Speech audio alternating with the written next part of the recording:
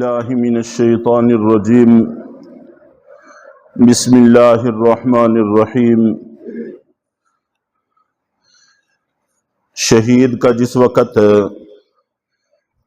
خون کا قطرہ زمین پر گرنے لگتا ہے تو اللہ رب العزت خون کا قطرہ زمین پر گرنے سے پہلے اس کی مغفرت فرما دیتے ہیں، اور یہ بات معروف اور مشہور ہے کہ شہید کی جو موت ہے وہ قوم کی حیات ہے۔ نہ صرف یہ کہ شہید خود زندہ ہوتا ہے بلکہ اس کی شہادت سے قوموں کو زندگی اور بقا نصیب ہوتا ہے۔ اللہ رب العزت نے عالم برزخ میں شہید کو خاص زندگی عطا فرمائی ہے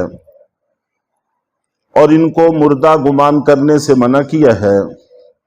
اور ان کو رزق دیا جاتا ہے۔ یہ اپنے رب کے ہاں خوش و خرم ہیں، لیکن رزق کیسے دیا جاتا ہے، کیا تفصیلات ہیں، اس کے بارے میں ہمیں پہلے ہی بتا دیا گیا ہے کہ تمہیں اس کا شعور نہیں ہے، تم اس کو پورے طور پر سمجھ نہیں سکتے۔ جتنا اللہ اور اللہ کے رسول نے ارشاد فرما دیا سر آنکھوں پر، ہمیں ظاہر ہے کہ اس کو ماننے میں کوئی انکار نہیں ہونا چاہیے۔ باقی جہاں تک تفصیلات کا تعلق ہے تو وہ ہمیں کہہ دیا گیا ہے کہ تمہیں ان کا پتہ چل ہی نہیں سکتا، اس لیے ان سے متعلق ہم سے کوئی سوال بھی نہیں ہے۔ یہاں پر ضمن میں ایک اور بحث بھی چھیڑی جاتی ہے بدن مثالی کی۔ بدن مثالی یہ خود ایک پورا نظام ہے جس کے انشاءاللہ کسی موقع پر سارے پہلوؤں پہ بات عرض کی جائے گی، لیکن یہاں پر بدن مثالی کا تذکرہ چھیڑنا بس بات کو سمجھانا ہے، وگرنہ اسی جسم عنصری کے ساتھ ہی سارے معاملات ہوتے ہیں۔ جو حیات اللہ عطا فرماتے ہیں وہ اسی جسم عنصری جو شہید ہوا ہے اسی کو عطا فرماتے ہیں۔ بدن مثالی کی ایک مثال، ایک واقعہ قرآن پاک سے عرض کر دیتا ہوں جس سے بات سمجھنے میں تھوڑی ہمیں سہولت ہو جائے گی۔ حضرت یوسف علیہ السلام کا قصہ قرآن پاک میں بڑی تفصیل سے منقول ہے۔ زلیخا نے حضرت یوسف علیہ السلام کو ورگلانے کی کوشش کی تو اللہ رب العزت نے حضرت یعقوب علیہ السلام کی صورت دکھائی، اور حضرت یعقوب علیہ السلام نے اپنے ہونٹوں پر انگلی رکھ کے اشارہ کیا کہ اس کام کی طرف ذرہ بر میلان بھی نہیں ہونا چاہیے۔ حضرت یوسف علیہ السلام نبی تھے، انبیاء کرام معصوم ہوتے ہیں، ویسے بھی آپ سے کوئی امکان نہیں تھا، لیکن پھر بھی مزید تائید کے لیے اللہ تعالیٰ نے حضرت یعقوب علیہ السلام کا بدن مثالی وہاں پر بھیجا، اور انہوں نے حضرت یوسف علیہ السلام کی رہنمائی کی کہ ایسا نہیں ہونا چاہیے۔ اور جو بدن مثالی کا فعل، قول، عمل ہوتا ہے اس کی اطلاع بھی بدن عنصری کو نہیں ہوتی۔ چنانچہ حضرت یعقوب علیہ السلام کنعان کے اندر زندہ جاوید حیات موجود تھے، اور حضرت یوسف علیہ السلام کی جدائیگی میں رو رو کر اپنی آنکھوں کی بینائی کھو رہے تھے۔ اگر ان کو بدن مثالی کے اس فعل کی اطلاع ہوتی تو ان کو پتہ چلتا کہ آپ مصر کے محل میں حیات ہیں، یوسف علیہ السلام وہاں پر موجود ہیں، تو رونے کی ضرورت ہی باقی نہ رہتی۔ لیکن اس کے باوجود حضرت یعقوب علیہ السلام رو بھی رہے ہیں، جدائیگی کو برداشت بھی کر رہے ہیں، اور یہ سارا کچھ ہو رہا ہے۔ اس سے یہ بات بالکل واضح ہو جاتی ہے کہ بدن مثالی اگرچہ ایک نظام ہے، لیکن بدن مثالی کی بدن عنصری کو بسا اوقات اطلاع بھی نہیں ہوتی، پتہ بھی نہیں ہوتا، تو یہ اللہ تعالیٰ اپنے بعض بندوں کی رہنمائی کے لیے بعض موقعوں پر اس کا استعمال فرماتے ہیں۔ تو یہاں پر بھی یہ بات بڑی بعید ہے کہ شہید تو بدن عنصری ہو، مشقت تو بدن عنصری اٹھائے، زخم یہ کھائے، اور وہاں کے مزے بدن مثالی اڑائے۔ ظاہر ہے کہ یہ بات اللہ کی رحمت سے بعید ہے۔ تو بدن مثالی جیسی تعویلات میں ہمیں پڑھنے کی قطعاً کوئی ضرورت نہیں ہے۔ قرآن پاک کے الفاظ بہت واضح ہیں کہ جو شہید ہوا ہے اسی کو مردہ خیال نہ کرو، یہ زندہ ہے، اسی کو اللہ کے ہاں رزق دیا جاتا ہے، اس لیے ہمیں کسی تعویل میں پڑھنے کی ضرورت نہیں ہے۔ پھر انبیاء کرام علیہ الصلاۃ والسلام، ان کا مقام چونکہ شہداء سے بھی بہت بلند و بالا ہے، اس لیے ان کو ان سے بھی کمال کی حیات عالم برزخ میں حاصل ہے، اس کو بھی امت مسلمہ تسلیم کرتی ہے، تسلیم کرنا چاہیے، اس کے بھی انکار کی کوئی گنجائش نہیں ہے۔ فرحین بما آتاہم اللہ من فضل، کہ یہ شہداء اپنے رب کے فضل سے جو کچھ ان کو عطا ہوا ہے اس پر خوش و خرم ہیں۔ وَيَسْتَبْشِرُونَ بِالَّذِينَ لَمْ يَلْحَقُوا بِهِمْ مِنْ خَلْفِهِمْ،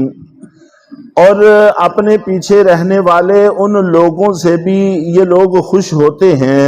جو ابھی شہید ہو کر ان تک نہیں پہنچے۔ اپنے سے پچھلوں کو کی اطلاعات ان کو پہنچتی رہتی ہیں، حالات ان کو پہنچتے رہتے ہیں، جب یہ دیکھتے ہیں کہ وہ صحیح راستے پر گامزن ہیں، کوشش کر رہے ہیں، محنت کر رہے ہیں، بالآخر وہ بھی ہمارے پاس آنے والے ہیں، تو ان کے ان احوال سے خوش ہوتے ہیں۔ چنانچہ اللہ کے نبی صلی اللہ علیہ وسلم کا فرمان ہے کہ ان شہداء کے پاس رجسٹر لائے جاتے ہیں،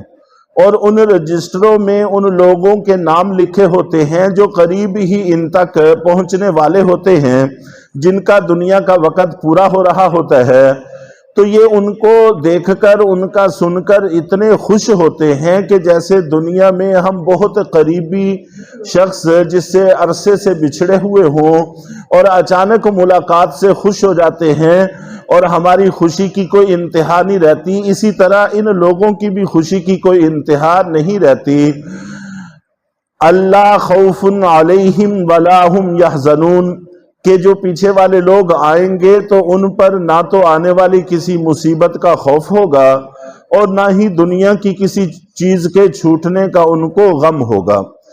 جب انسان آخرت میں جاتا ہے، وہاں کی نعمتیں، وہاں کی راحتیں دیکھتا ہے، تو پھر دنیا میں آنے کی کوئی تمنا باقی نہیں رہتی۔ چنانچہ اللہ کے نبی صلی اللہ علیہ وسلم کا فرمان ہے کہ جو بھی بندہ آخرت میں جاتا ہے بشرطے کہ وہ نیک ہو تو وہ دنیا میں آنے کی تمنا نہیں کرتا سوائے شہداء کے۔ چنانچہ اللہ کے نبی صلی اللہ علیہ وسلم کا فرمان ہے کہ اللہ تعالیٰ اپنے عرش کے نیچے لٹکی ہوئی قندیلوں پر توجہ ارشاد فرماتے ہیں، توجہ کرتے ہیں، تو اپنی تجلی ان پر فرماتے ہیں۔ تو پھر جب وہ ارواح متوجہ ہوتی ہیں تو ان سے اللہ تعالیٰ پوچھتے ہیں کہ مزید بھی تمہیں کچھ چاہیے تو وہ مانگو، تو وہ کہتے ہیں کہ اللہ ہر چیز ہمیں حاصل ہے، ہمیں مزید کسی چیز کی ضرورت نہیں ہے۔ تو اللہ تعالیٰ کی طرف سے دوسری دفعہ، پھر تیسری دفعہ بھی یہی تقاضا ہوتا ہے، تو یہ ارواح سمجھتی ہیں کہ ضرور کچھ نہ کچھ مانگنا ہی ہوگا، تو یہ اللہ تعالیٰ سے سوال کرتے ہیں کہ اللہ ہمیں دنیا میں دوبارہ بھیج دے تاکہ ہم وہاں سے شہید ہو کر واپس آئیں۔ تو ان دونوں احادیث سے یہ بات واضح ہوتی ہے کہ دنیا میں آنا نہیں چاہتے اس لیے کہ وہاں کی نعمتیں دنیا کی بنسبت بہت بالا تر ہیں، اور ہم نے چونکہ وہ دیکھی نہیں ہیں اس لیے ابھی تک ہمیں اتنی کشش محسوس نہیں ہوتی، تو جو دیکھ لیتے ہیں تو پھر وہ دوبارہ دنیا کی طرف آنا نہیں چاہتے۔ حضرت جابر رضی اللہ تعالی عنہ کے بارے میں آتا ہے کہ جب ان کے والد شہید ہوئے تو یہ بہت زیادہ غمگین تھے، تو اللہ کے نبی صلی اللہ علیہ وسلم نے ارشاد فرمایا کہ غمگین نہ ہوں، تمہارے والد پر اللہ نے اپنی ذات کی تجلی ڈالی ہے اور ان سے پوچھا ہے کہ تمہاری تمنا کیا ہے، تو انہوں نے یہی کہا ہے کہ اللہ مجھے دنیا میں بھیج دے تاکہ میں دوبارہ شہید ہو کر واپس آپ کے پاس آؤں۔ تو صرف شہید ہی یہ خواہش کرے گا، اس کے علاوہ اور کوئی صالح آدمی دنیا میں آنے کی خواہش نہیں کرے گا کہ وہاں پر نہ کوئی ان پر خوف ہوگا اور نہ کوئی غم ہوگا۔ یستبشرون بنعمت من اللہ وفضل وان اللہ لا یضیع اجر المؤمنین، اور یہ لوگ شہید اللہ کی نعمت اور اس کے فضل سے خوش ہوں گے، اور اللہ تعالیٰ ایمان والوں کے اجر کو ضائع نہیں فرماتے، وہ مالک بڑے قدردان ہیں۔ ایک تو اس کے شان نزول کے حوالہ سے بالکل واضح سی بات ہے کہ غزوہ احد کا تذکرہ چل رہا ہے، تو غزوہ احد کے شہداء سے متعلق یہ آیات نازل ہوئی ہیں۔ جبکہ بعض احادیث میں یہ بھی ہے